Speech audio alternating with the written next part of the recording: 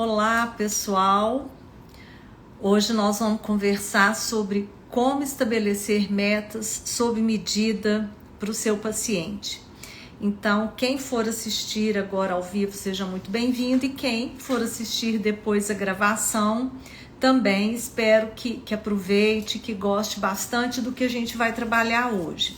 Então, hoje eu quero trazer para vocês passos para que a gente possa realmente estabelecer metas de forma personalizada. Porque falar sobre metas, inclusive no início do ano, é algo já bem tradicional, né, gente? Então, a gente já tem esse hábito, a gente já tem toda essa cultura de estabelecimento de metas, principalmente no início do ano. E as metas na terapia também, né, é um tema que eu acho que é de suma importância para qualquer abordagem terapêutica. Ontem, inclusive, eu falei que a terapia breve, ela não é uma abordagem, ela é uma modalidade de terapia e que pode ser aí ter um bom casamento, né, com diversas abordagens. Então é muito bom estar recebendo vocês aqui. Já estou vendo o pessoal que vai começar a mentoria, algumas pessoas, né, da futura turma aí de 2024 e alguns ex-alunos também. Sejam todos muito bem-vindos. Então vamos lá falar de como que a gente estabelece metas sob medida para o nosso paciente. Eu vou então passar, né, por alguns passos e depois vou abrir para perguntas ou dúvidas que vocês tenham. Então a aula live, vamos dizer assim, vai durar aí em torno de 40 minutos, né, para vocês se organizarem. E depois a gente abre para perguntas aí. Então, boa noite, Ana, boa noite, Tati, que bom, né, que vocês estão aqui, o pessoal também novo chegando aí no pedaço. Olha só, gente, eu venho de uma época aí, né, da faculdade, onde não se abria essa possibilidade de estabelecimento de metas com o paciente, principalmente porque se trabalhava com a visão da terapia longa. A terapia longa pensando, então, que quem deveria saber o que era necessário mudar ou ser trabalhado no paciente era o psicólogo. Então, a ideia, né, a premissa da terapia longa, ela traz muito isso dentro dela, de que o terapeuta faz toda uma conceitualização, todo um levantamento diagnóstico ou hipotético, e ele é que sabe o que precisa ou não ser trabalhado. Então, eu só queria que vocês imaginassem alguém do convívio assim de vocês, que vocês pensem assim, gente, como é que seria essa pessoa numa primeira sessão de terapia? E pensem em uma pessoa que nunca fez terapia. Um leigo que não entende, né, da teoria e que vai então buscar um psicólogo. Imagine essa pessoa chegando num consultório, se sentando, né, na frente do seu terapeuta, e o terapeuta só pergunta para ele: então, por onde você quer começar? Ou não fala nada. Como que vocês imaginam que essa pessoa se sentiria? Muito provavelmente sem rosca, né? Assim, sem rumo. A sessão, óbvio, vai caminhar, a pessoa vai falar o que ela está sentindo, o que ela está sofrendo, por que ela está ali, quem indicou, quem não indicou. Evidente que a sessão ela vai transcorrer. No final dessa sessão, a gente tem aí algumas possibilidades. A primeira possibilidade, né, e a que eu acho que é mais comum de acontecer em abordagens que não trabalham as metas e os objetivos do paciente logo no início, é que o cliente saia, né, dali com uma intenção e talvez o terapeuta saia com outra intenção. Então, o cliente quer resolver uma determinada dor, um determinado problema, mas o terapeuta pensa, com essa pessoa eu preciso trabalhar X, Y, Z, tais e tais tópicos. Tenho que caminhar por esse caminho. Mas isso não foi consultado, ou não foi conversado, ou não foi negociado com o paciente. Eu venho, né, assim, há 30 e tantos anos, né, quando eu me formei, de uma tradição de escola, assim, onde quem tinha esse conhecimento e o poder de decidir por onde nós vamos caminhar era o terapeuta. Quando eu fiz uma virada, né, para a terapia breve, é que eu comecei a trabalhar com metas e comecei a ver como que isso empodera o paciente, o lugar dele de falar é aquele ali, né? Como que isso realmente não só o empodera, mas o compromete mais e, por outro lado, nos impede de criar expectativas e de levar o nosso paciente por caminhos que não eram os que ele escolhia. Então, bom, gente, na terapia breve, uma das primeiras coisas que a gente faz é traçar metas e objetivos com os nossos pacientes. Me conta aqui, né, quem já faz isso nas suas sessões? Quem já está começando a fazer? Quem já usa o estabelecimento de metas? Me deixa saber aqui um pouquinho. Alguns aqui eu já sei, mas tem pessoas novas aqui. Escreve aqui para mim nos comentários. Deixa eu ver, acho que tem alguém aqui nas perguntas. Ó, a Fátima, eu sei que sim. Me conta aqui, gente.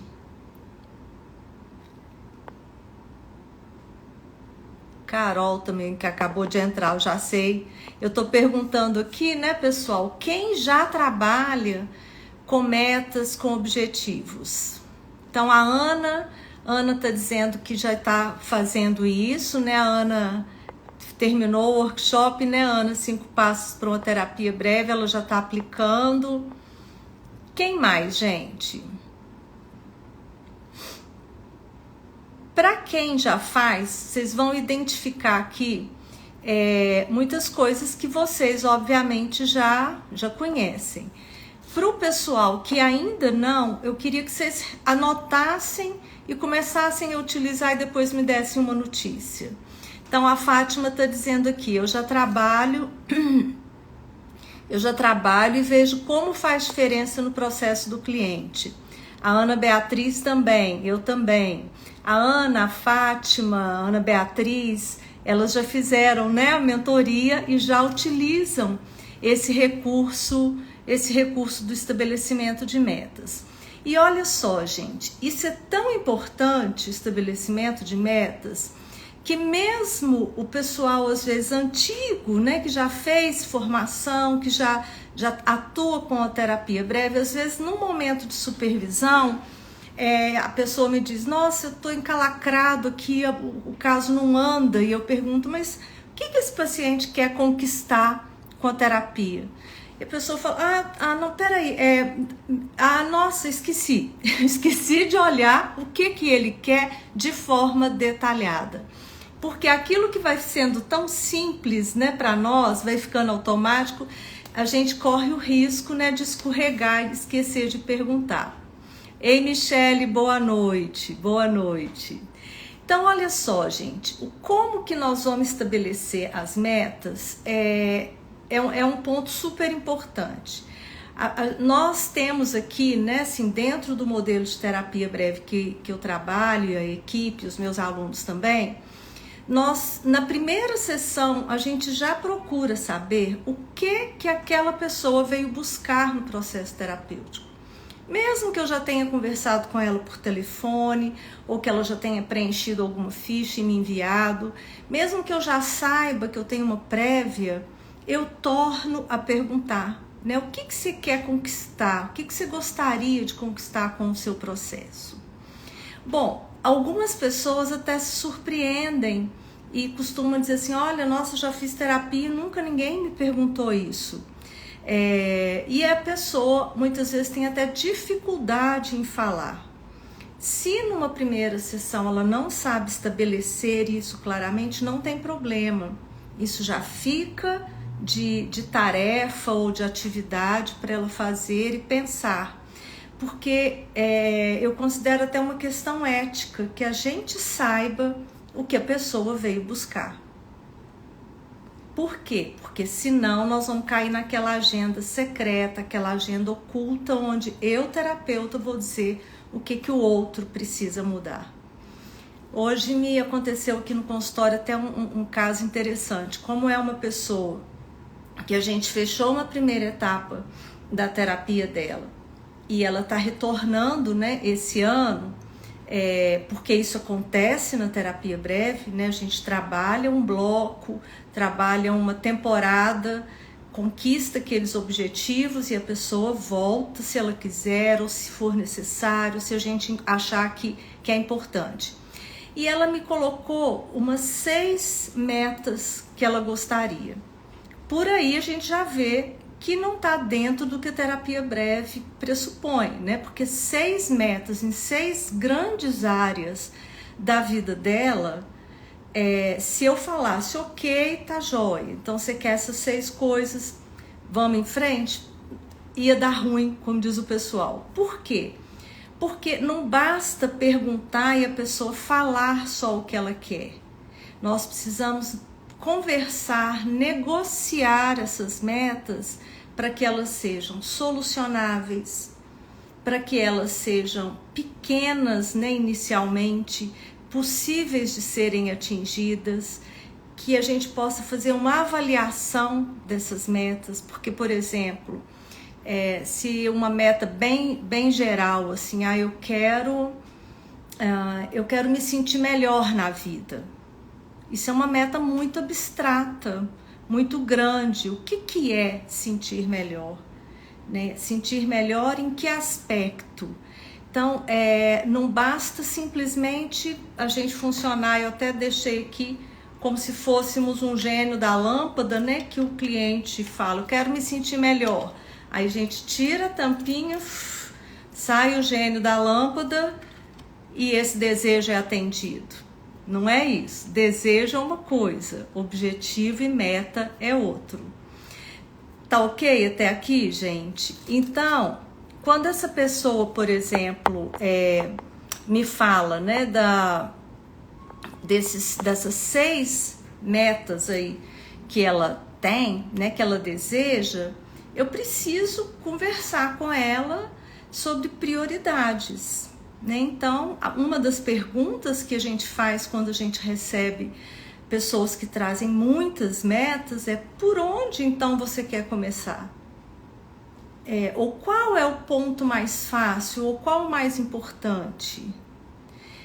Muitas vezes a pessoa também não vai saber definir, como essa pessoa falou comigo assim: por onde você acha que seria interessante começar? Me fala a sua percepção e vamos ver se coincide com a minha. Então, olha só, já é uma característica dessa pessoa, uma condução maior e de checar um pouquinho mais aí a pessoa do terapeuta, dá para vocês perceberem, né? Eu falei, deixa eu pensar aqui então, vou pensar que talvez seja interessante a gente encontrar um fio condutor. E aí eu falei com ela, olha, então, já que você quer a minha opinião, eu começaria por X. Ela falou exatamente por onde eu pensei que a gente deveria começar.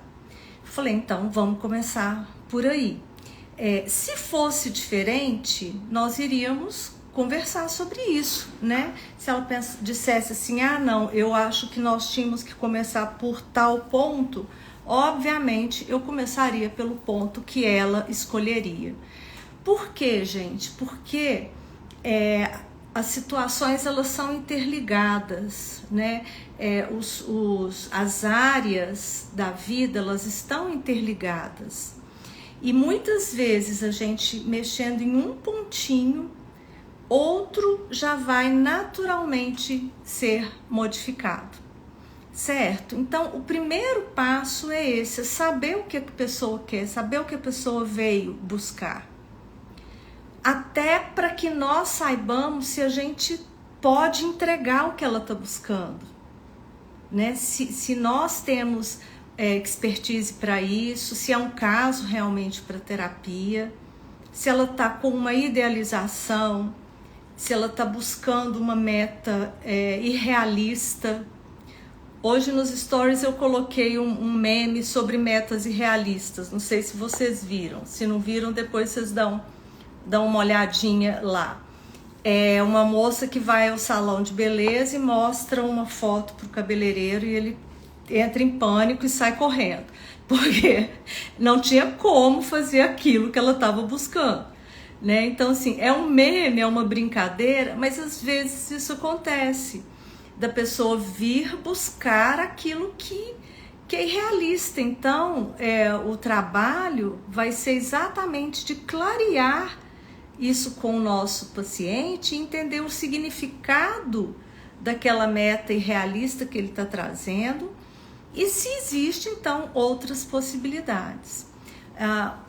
Uma típica meta irrealista irrealista que eu digo assim, gente, algumas são bem realistas mesmo.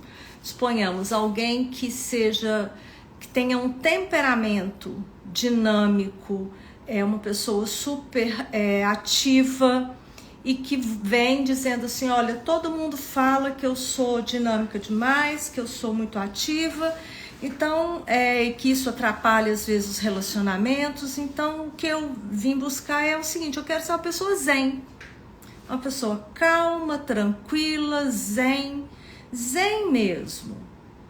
Bom, o temperamento dessa pessoa é uma pessoa do movimento, é uma pessoa da ação, o tipo de esporte que ela gosta, o tipo de trabalho. O ficar zen para ela é contra a essência dela, a natureza, vamos dizer, dela assim. Então, isso precisa ser mais destrinchado. O que é ficar zen? E se você ficar zen, o que vai acontecer? O que vai ser diferente na sua vida? Quem vai notar, quem não vai notar? O que você vai perder ficando zen? Para que ficar zen? Né? Ficar zen para quê? Para atingir o quê? Para conquistar o quê?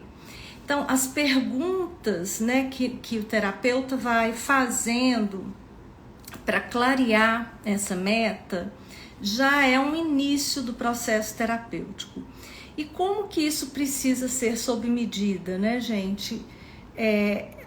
Se torna sob medida na medida em que eu vou percebendo exatamente como é o meu paciente, a linguagem dele, essa questão do que ele busca, se ele busca por ele ou ele busca por outro.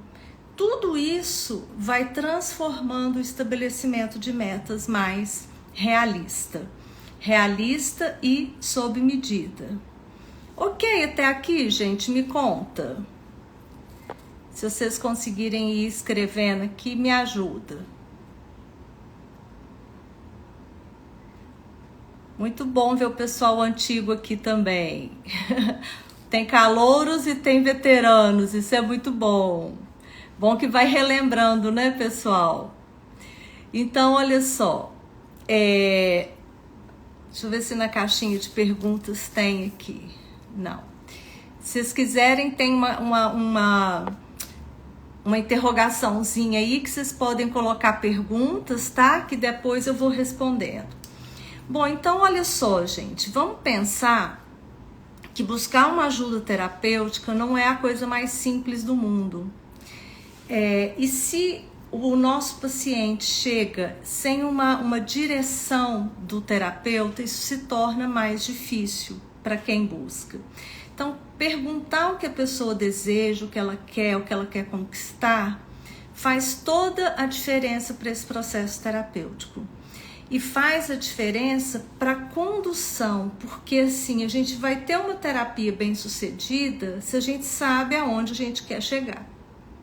Se a gente não sabe onde a gente quer chegar, né, aquela história, qualquer caminho serve. Pode ser que eu chegue e pode ser que eu não chegue naquele lugar, ok? Um outro ponto que eu acho muito importante para o estabelecimento de metas é que a gente procure dividir também essas metas em pequenos passos. Milton Erickson, que é o pai da terapia breve estratégica, ele dizia que a gente tem que trabalhar muito como se a gente pensasse em um jantar, né, onde a gente vai servindo, né, para os nossos pacientes, primeiro a entrada, depois o prato principal, e fosse realmente dividindo as intervenções em pequenos passos. Quando a gente recebe, inclusive, um caso mais complexo, por exemplo, quando a gente tem uma pessoa que traz 6 metas, e 6 metas em áreas bem distintas da sua vida, e todas são importantes, nós precisamos ir aos poucos, né? Então é aquela história da escada. Ao invés de a gente mirar a escada toda, vamos degrau por degrau. Isso, inclusive, gera segurança para o paciente e para o terapeuta, né? Então, a gente sabe por onde nós estamos indo, por onde a gente está caminhando. Inclusive, ontem também, né, supervisionando uma pessoa, eu disse para ela, olha, se fosse eu, falaria para essa paciente, olha, esse momento da sua terapia, a gente vai ter que olhar como se nós estivéssemos subindo uma escada. Vamos degrau por degrau, senão a gente pode tropeçar, tanto você quanto eu. E é um trabalho colaborativo. Então vamos dividir. Eu sei que a pressa, às vezes, a ansiedade em resolver todas as áreas, ela é grande. Principalmente para aquele paciente que acumula, sabe aquela pessoa que vai jogando debaixo do tapete? Aí quando chega no processo de terapia, o tapete está desse tamanhozão assim, e gostaria que em 1, 2 sessões tudo fosse sacudido, a faxina fosse geral, né? E isso precisa ficar claro para a pessoa, né? Que nós podemos levantar o tapete tirando, mas que precisa ser algo que seja organizado, senão a gente só vai fazer poeira, levantar um monte de poeira, espalhar essa poeira e não resolver nada. Então, quando a gente estabelece metas e passos, o nosso trabalho fica mais organizado. E olha, gente, eu faço constantemente esse exercício comigo. Quando às vezes eu começo a ficar meio travada em algum processo, eu falo, gente, ou eu tô esquecendo qual é a meta principal do cliente, ou eu já tô entrando no meu modo automático psicóloga de diagnosticar, de criar hipóteses, de levantar um monte de histórias, né, de vida, de ligações. E pera lá, deixa eu pegar de novo as minhas anotações e voltar lá no início e ver o que a pessoa me trouxe nas primeiras sessões como metas que ela quer ter. Aí eu retomo o meu eixo. É muito comum acontecer isso, mesmo comigo que sou muito experiente. Porque o nosso treinamento de psicólogo, gente, é de escrafunchar, vocês concordam? A gente tem uma tendência, né, a fuçar, pesquisar, olhar, investigar. Isso é da nossa profissão, não está errado. Mas às vezes isso cai na sedução no nosso gozo, vamos dizer assim, em trabalhar as questões intrapsíquicas apenas, e a gente se esquece às vezes do que veio realmente a pessoa trazendo ali para o processo de terapia. Então, deixa eu segurar meu celular aqui, que hoje ele está sem a base dele aqui. O que vocês acham? Vocês concordam com isso? Pensam diferente? Eu sei que aqui é um pouco difícil eu perguntar e vocês responderem de imediato, né? Leva um tempinho mesmo. Mas nossa tendência, né, o nosso treinamento é um treinamento realmente de pesquisa, o que é importante, mas que a gente precisa ter cuidado para não começar a escrafunchar onde não é significativo, o que torna muitas vezes uma terapia desnecessariamente longa, quando ela poderia ser breve. Ok, então tá legal, vocês estão me dizendo aí que tá super ok, Ana tá dizendo aí também.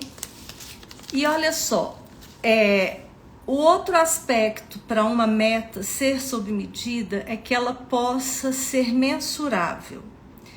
E aí algumas pessoas dizem assim, poxa, mas como assim, né? Isso é tão positivista, é uma meta ser mensurável, se a gente está pensando em um trabalho sistêmico, mas é o mensurável no sentido de que o cliente diga assim, olha, eu estou sentindo diferença. Eu estou conseguindo o que eu queria. Então, por exemplo, alguém que diz assim, eu quero aprender a ser uma pessoa sociável. Bom, quando a gente destrincha essa meta, a primeira coisa é como você vai saber que você está sendo uma pessoa sociável? Porque ser sociável para mim é uma coisa, para a Andy é outra, para a Andina é outra, para o Rafael é outra. Então, o que é, né? Como que, vamos supor que a Andy fosse a paciente, não é só porque eu tô vendo você aqui, tá, Andy, aqui na frente. Eu falaria, Andy, como que você vai saber que você está sendo uma pessoa sociável? Ah, Tereza, quando, por exemplo, eu chegar nos lugares e já não imaginar de cara assim, nossa, acho que ninguém vai gostar de mim aqui. Ixi, aquele ali olhou torto. Ah, então vou ficar quietinha aqui no meu canto, não vou conversar com ninguém. Se eu começar a parar de pensar isso, eu acho que eu já vou começar a ser mais sociável. Gente, aqui eu tô dando um exemplo bem didaticamente. Muitas vezes a pessoa não fala com essa clareza.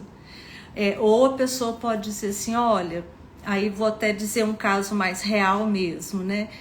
Ah, eu queria saber, por exemplo, chegar e conversar, né? E me enturmar em puxar um assunto. Isso para mim é ser mais sociável. Bom, então aqui eu já tenho um parâmetro do que eu vou trabalhar com essa pessoa.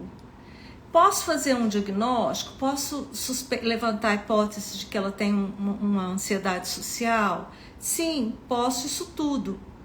Mas ela já sabe como que ela quer ficar. E aí, quando ela começa a ficar, ela já sente. E eu tô lembrando aqui, né, a Fátima, que colocou que trabalha, né, com as metas e que faz muita diferença. Tô lembrando de alguns atendimentos que a Fátima trouxe, né, durante a mentoria, em que a própria pessoa falava, olha, Fátima, lembra que eu te falei aquilo? Já está acontecendo, né? Já estou fazendo. Então, fica mais evidente para a pessoa de que a mudança ela está acontecendo, ela está ocorrendo, porque ela já determinou o que é importante ela mudar. Agora, uma pergunta que me fazem muito mas Tereza, o terapeuta então não pode dizer o que ele também considera importante mudar ou que meta ser trabalhada? Sim, o terapeuta pode dizer sim, né? E deve, né?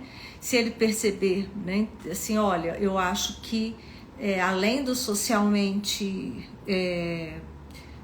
do convívio social, né, que você está trazendo, seria interessante também, quem sabe, né, a gente desenvolver algumas habilidades XYZ. O que você pensa disso? Por quê? Porque é nosso papel já começar a semear essas possibilidades aí. Ok, gente? Então, esse é um outro ponto, né? Perceber quando colocar para a pessoa a importância, assim, dela ter uma noção de como ela vai ficar, de como ela quer ficar. Tem um comentário aqui, deixa eu ler. A Adriana, a Dina, tá, aliás, tá colocando que faz sentido. A Liberta também. E a Michelle tá colocando aqui, bom saber que não é só comigo que isso acontece. O escarafunchar, né? Escarafunchar muito pode sair do foco, exatamente. E a gente tem, né, gente, uma sedução pelo escarafunchar. Nós, terapeutas sistêmicos, né, também temos, assim, nas questões de família, nossa, aquela vontade que você fala assim, gente, aqui se eu pudesse parar e fazer um big genograma, mas ainda, muitas vezes não está no momento, não é prioridade. E aí a gente precisa segurar a sedução, né, do nosso conhecimento, ou nossa, se eu pudesse aqui agora trabalhar só com os sonhos dessa pessoa, mas muitas vezes não é também a prioridade ou aquilo ali que ela está buscando, certo? Não é o momento de fazer aquela intervenção escarafunchadeira como a gente está colocando aqui. Bom, estão me perguntando se ele vai ficar disponível no YouTube. Depois sim, depois a gente passa para o YouTube sim, tá? Primeiro eu salvo ele aqui no Instagram e depois no YouTube, tá joia? Bom, pessoal, então olha só, são algumas coisas que a gente precisa clarear, de que se eu não sei qual é o mapa de mundo do meu cliente, só ele falar a meta dele, no sentido da fala literal, não é suficiente. Eu preciso pesquisar, aí sim a gente tem que escarafunchar. Exatamente assim, o que ele quer dizer com ser mais sociável. Porque a história dessa pessoa é diferente da minha história, o contexto é diferente, os significados são diferentes. E outra coisa, né? Muitas vezes a pessoa vem com uma meta que na verdade é o que ela acha que ela deveria ser ou ter. Exemplo, por isso que a nossa escuta, né, ela é tão significativa. Por exemplo, uma senhora que uma vez me disse assim, olha, eu vim porque eu preciso conseguir parar de chorar nos velórios que eu vou.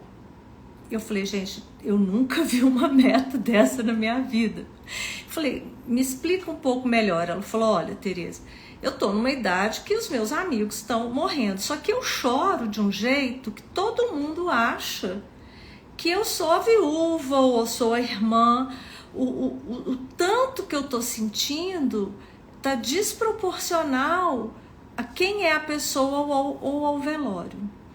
Bom, até aí ok, então. Então o que ela queria era ter uma regulação da emoção dela, né? Então, para isso ela precisava entender o significado daqueles velórios para ela.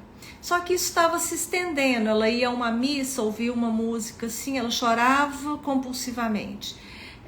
Assistia uma notícia ruim no jornal, também chorava muito. Na história de vida dessa mulher, ela não pôde chorar e ser uma mulher sensível até em função da profissão dela. Ela foi pioneira numa das áreas onde só tinha homens. Então ela foi a vida inteira uma mulher durona. Quando ela aposenta, é como se ela se libertasse e pudesse falar, não, agora eu vou chorar tudo que eu posso. Só que para ela, né, dentro do que ela sempre viveu e as pessoas começaram a criticar, ela considerava que aquilo estava demais. Então nós combinamos assim, quem sabe então você conseguir ter essa regulação de modo que você também não se sinta incomodada de chorar tanto. Que ela dizia, às vezes eu fico sem graça porque nem eu sei por que eu estou chorando tanto. Então a meta antes de diminuir o choro foi, a gente conversou e combinamos. Quem sabe você precisa entender o que esse choro está significando, o que ele está trazendo para você. E como que você quer chorar? Você quer parar de chorar? Não, não quero parar de chorar. Mas eu quero agora me adaptar melhor com esse choro. E na verdade, né, gente, é como se for, é igual, todo comportamento novo acontece isso, né? Quando a gente começa a experimentar um comportamento novo, até aquilo, né, que Piaget falava, né, da assimilação e da acomodação leva um tempo. Mas ela estava assustada e não estava dando tempo para esse novo eu dela e essa nova parte se acomodar. Então, volto a repetir, não é que a gente vá ser um solucionador, um mago aí, né, para atender os desejos do nosso paciente. Quem dera, né, que a gente tivesse esse poder, mas é de clarear junto com o paciente se essas metas são realistas, possíveis, se são metas para ele ou metas que o outro acha que ele deva ter. Que isso também acontece muito. Pessoas que vêm para terapia porque o outro acha que ele deveria agir assim, assim, assado. Ou, na minha posição, não caberia eu sentir isso. Né? Eu não deveria estar tão incomodado assim, assim, assado. E, na verdade, o que às vezes é necessário é que a pessoa dê o espaço para que esse incômodo venha. E aí o nosso trabalho vai ser exatamente fazer esse ajuste, né? Será que o que você está querendo é possível? Por exemplo, alguém que, suponhamos, tenha perdido um pai, uma mãe muito querido, pessoa muito próxima na Covid, e venha, por exemplo, para a terapia dizendo, olha, eu queria não sofrer tanto assim. Seria estranho se a pessoa não sofresse. Seria estranho que ela não passasse por um momento de dor. Né? Como que eu faço para não sentir saudade? Ou seja, coisas que nós, com o nosso conhecimento, vamos dizer para a pessoa, olha, como você ter uma torção no joelho e não sentir a dor no joelho. É como você ter um corte, alguém colocar o antigo mertiolate e não doer. Ou seja, isso não tem como. É a realidade, ela é assim, isso acontece. Então, muitas vezes, o nosso trabalho vai ser de adequar essas metas para que a pessoa aceite, né, e não tampone a dor. Portanto, gente, estabelecimento de metas não é só perguntar o que a pessoa quer, mas é estar mais atento, é estar sintonizado para clarear e ajustar essas metas. Ok, gente? Bom, durante o processo terapêutico, novas metas podem surgir, né? Porque a vida ela é dinâmica, as coisas podem acontecer aí. E de novo a gente vai fazer as mesmas perguntas, clarear da mesma forma. Esse é um ponto, sim, crucial para a terapia ser breve e, na verdade, eu acho que para qualquer processo terapêutico, o estabelecimento de metas e objetivos deveria ser, para mim, na minha opinião, uma das primeiras coisas que todo psicoterapeuta deveria trabalhar com seus pacientes. Certo, gente? Bom, olha só, o estabelecimento de metas é uma das técnicas da terapia breve. Quem quiser, inclusive, entender mais e conhecer outras técnicas, no dia 15 agora, né, de janeiro, eu vou fazer uma aula no Zoom, uma aula ao vivo no Zoom, é gratuita, sobre 5 técnicas da terapia breve sistêmica para as pessoas que têm interesse já começarem a aplicar. No final dessa aula, eu vou abrir as inscrições para a mentoria desse ano. Por que eu faço essa aula? A vida inteira eu sempre fiz palestras sobre terapia breve antes de abrir, né, as inscrições para os meus cursos. E aí agora a gente tem, né, essa facilidade do Zoom, das aulas online. Então nessa aula, quem fizer a aula no dia seguinte já vai poder aplicar e já vai ver uma diferença na sua prática. E quem estiver nessa aula, então a gente já vai abrir as inscrições para a mentoria desse ano com desconto para quem estiver no Zoom. E aí os interessados já se inscrevam lá no link que está aqui na biografia do Instagram. Vamos ver se tem dúvidas, perguntas, comentários aqui. Alguma coisa que vocês gostariam de saber que eu não falei.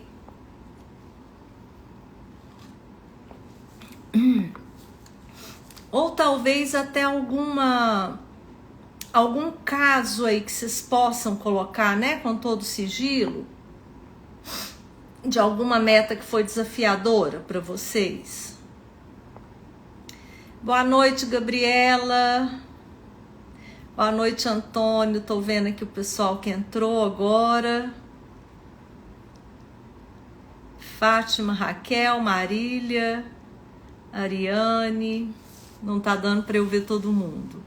Algum exemplo desafiador que vocês tenham, que vocês queiram colocar?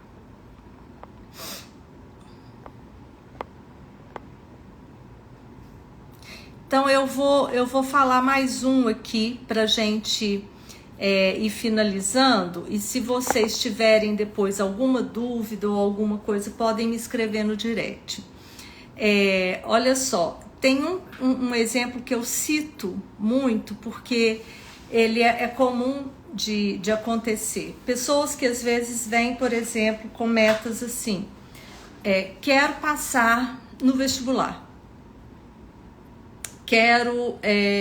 eu quero entrar para o curso X, quero entrar para o curso de medicina, por isso que eu vim para terapia. Bom, não sei se a pessoa estuda, não sei se ela tem disciplina, não sei se ela tem um bom embasamento teórico. Então, é o tipo de meta que, se o terapeuta cair nessa cilada aí, ele está se comprometendo com algo que não está no controle dele. Quer dizer, as coisas não estão no nosso controle, mas eu digo assim, passar em um vestibular, por exemplo, ser aprovado em medicina, é algo que tem muitas variáveis aí que a gente não pode simplesmente aceitar sem investigar e sem entender o contexto. Uma outra meta também muito comum: eu não consigo me relacionar, eu já tive X namoradas, eu vim porque eu quero me firmar com alguém, eu quero ter um relacionamento estável. Bom, gente, ter um relacionamento estável também depende do outro. Então eu preciso trabalhar aquilo que depende do meu paciente, que a terapia pode contribuir para que ele faça, ele consiga e que eu consiga acompanhá-lo, certo? É a mesma coisa da dor ali, né? Eu quero perder, por exemplo, minha família, mas eu não quero sofrer. Só se você não gostar, não tiver afeto. Mas tendo afeto, é humanamente impossível não ter um mínimo de sofrimento, ainda que seja 0,01. Mas isso vai existir. Isso faz parte da nossa natureza, certo? Então, assim, cuidado com essas metas que vêm, que são abstratas demais, que são que são pouco concretas. Essas podem nos engolir, nos colocar numa armadilha que a gente chama na terapia breve de campo minado, aquele campo que você não pisa, estoura uma bomba e aí a terapia vai pelos ares, o seu trabalho que você vinha fazendo não dá certo porque você pisou num campo minado, num campo que você não investigou com cuidado, ok? Por exemplo, faço tratamento para depressão há 25 anos e vim, então, porque me disseram que você é muito boa ou muito bom, seu trabalho dá muito certo, e eu não quero mais ter essa depressão. É uma depressão que é crônica, né? Que a pessoa diz que há 25 anos ela passa por profissionais, então a gente precisa estabelecer metas menores, ser mais humilde. Vamos começar aos poucos, né? Porque pode ser que em um ano a gente já transforme isso tudo aí. Mas se eu começar menor, a chance de acertar ela é maior. A Cris está colocando aqui. Aí nesse caso, né, do vestibular, vou voltar no caso do vestibular, tem que entender exatamente quais habilidades precisam ser desenvolvidas para conseguir passar no vestibular. Isso mesmo, né, Cris? E outra coisa, o que acontece que ele não passou? Ou o que acontece que exatamente naquele momento é uma questão de ansiedade, é uma questão às vezes de falta realmente de um embasamento teórico, né, que a pessoa precisa ainda estudar, entrar num cursinho para se igualar, por exemplo, a pessoas que vêm às vezes de uma situação mais privilegiada. Tudo isso a gente precisa investigar. Bom, olha só, tem algumas coisas, algumas pessoas colocaram aqui. Vou começar da Ana, que está em cima. Cliente ir para terapia com a meta de decidir se separar, um relacionamento de 40 anos. Se ela já está decidida em se separar, a meta dela a meta dela é decidir se separa ou não, é isso? É desafiador mesmo, porque 40 anos de relacionamento, geralmente a pessoa já fica com muitos receios aí, né? Então é uma meta desafiadora. Porque, por exemplo, né, Ana, como que ela vai saber que ela tomou essa decisão, que ela já conseguiu tomar essa decisão? Ela vai precisar de pensar nisso aí, né? Assim, não é você que vai poder decidir para ela, mas você vai poder ajudá-la a clarear, né, aí o caminho para ela ver qual dos dois ela vai seguir. É diferente quando a pessoa fala assim, olha, eu já me decidi, é isso que eu quero, mas eu preciso ter coragem para fazer a separação. Aí a gente vai entender o que é ela ter coragem.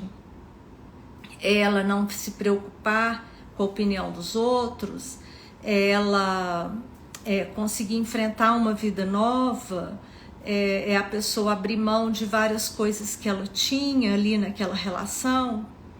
Então, realmente é bom você investigar se é decidir ou ter coragem, porque às vezes a pessoa já decidiu, ela quer só ganhar realmente um fortalecimento. A Denise está colocando aqui, paciente que precisa muito de validação dos outros, né? Um esquema mais aí de dependência emocional mesmo, né, Denise? A pergunta muito clássica que pode te ajudar aí, né? É como que vai ser quando essa validação for menor, quando essa necessidade for menor? O que essa pessoa vai pensar, fazer, sentir? Que é uma meta bem abstrata, mas que a gente pode traduzir por atos, né, por questões concretas. Então, quanto mais você puder concretizar, vai ajudar você e seu paciente. Então, ele pode ser que essa pessoa diga assim, olha, eu acho que eu vou me sentir mais, já sem tanta necessidade, assim, quando, por exemplo, eu apresentar um trabalho na faculdade e não tá nem aí, né, se os meus colegas gostaram ou não gostaram. Ou quando eu apresentar esse trabalho na faculdade e perceber que eu não me preocupei se eu ganhei elogio ou não. Então, ele já começa a vislumbrar o futuro aí, né, sem o problema. Ok, Denise? Depois me conta aí se te ajudou, e para a Ana também. Vocês me dão um retorno lá no meu direct. Deixa eu ver se tem mais alguma coisa aqui, Adriana. Ok.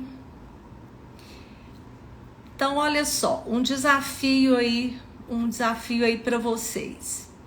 Ah, tá, Ana Paula colocou isso. Então, Ana, possivelmente ela já tem a decisão, né? Ela já está decidida, ela quer conseguir um fortalecimento para tomar essa atitude, não é isso? Então, clarear isso já muda o rumo da prosa, né? Já é diferente dela ainda se decidir. Ela já se decidiu, ela só precisa, só entre aspas, né, gente?